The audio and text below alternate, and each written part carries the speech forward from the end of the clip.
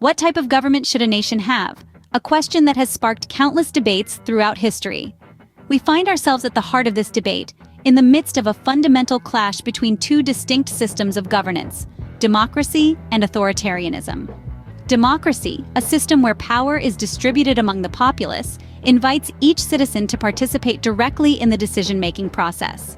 It's a system that thrives on citizen engagement, fostering a sense of collective responsibility and accountability. On the other hand, we have authoritarianism. Here, power is concentrated in the hands of a single leader or a small group. Citizen participation? Limited. The decision-making process? Top-down. It's a system that often prioritizes order and stability over individual freedoms. These systems represent contrasting philosophies about how a nation should be governed, each with its own unique set of strengths and challenges. So let's dive deeper into the intricacies of these two contrasting systems. Democracy, a system where power ultimately rests with the people. A system that thrives on citizen participation, the rule of law, free and fair elections, and the preservation of human rights. Democracy is about giving everyone a voice, a chance to shape their own destiny. Imagine a society where the power to make decisions rests not with a select few, but with everyone. That's citizen participation. It's about the ability to vote, to hold elected officials accountable, and to express our views without fear. It's about making sure that the power truly belongs to the people.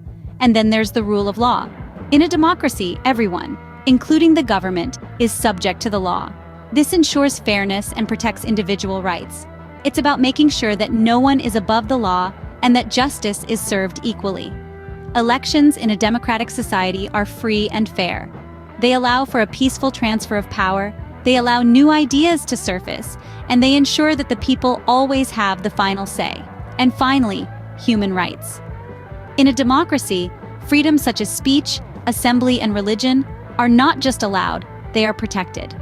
They are seen as fundamental rights that must not be infringed upon. Examples of such democratic nations include India, the United States, and Costa Rica. Each of these countries, though unique in their own ways, embody the principles of democracy. In essence, democracy is about power to the people.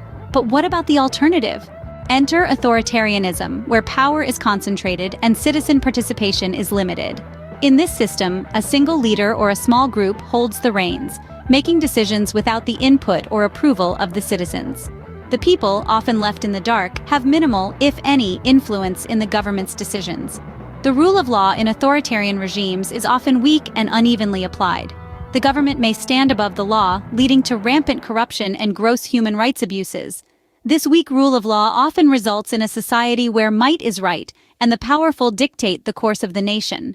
Elections, a cornerstone of democracy, are typically restricted under authoritarian rule. They may be rigged, with opposition parties banned or marginalized, making a peaceful transfer of power virtually impossible. Freedom, a word cherished by many, is often a luxury in authoritarian nations. Freedom of speech, assembly, and religion may be severely restricted or non-existent, leaving citizens silenced, unable to voice their concerns or practice their faith freely. Consider nations like North Korea, China, and Syria. These countries are often cited as examples of authoritarianism, where power is tightly held and citizens' liberties are curtailed. A stark contrast to democracy, isn't it? Now, let's consider the debate surrounding these two systems. Stability or freedom? Efficiency or participation? The debate rages on. Advocates of authoritarianism often argue its merits lie in providing stability and order, crucial elements for economic development.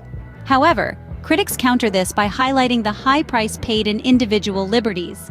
Similarly, the allure of efficiency and decision-making processes in authoritarian regimes can seem appealing.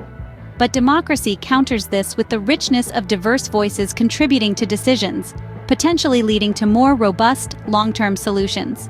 It's important to remember that nations don't exist as purely democratic or purely authoritarian, but rather on a spectrum between the two. Striking the right balance between effective governance and safeguarding individual freedoms continues to be a challenge for many nations worldwide. In the end, the question remains, what type of government should a nation have? The answer, as with many things in life, is not black and white.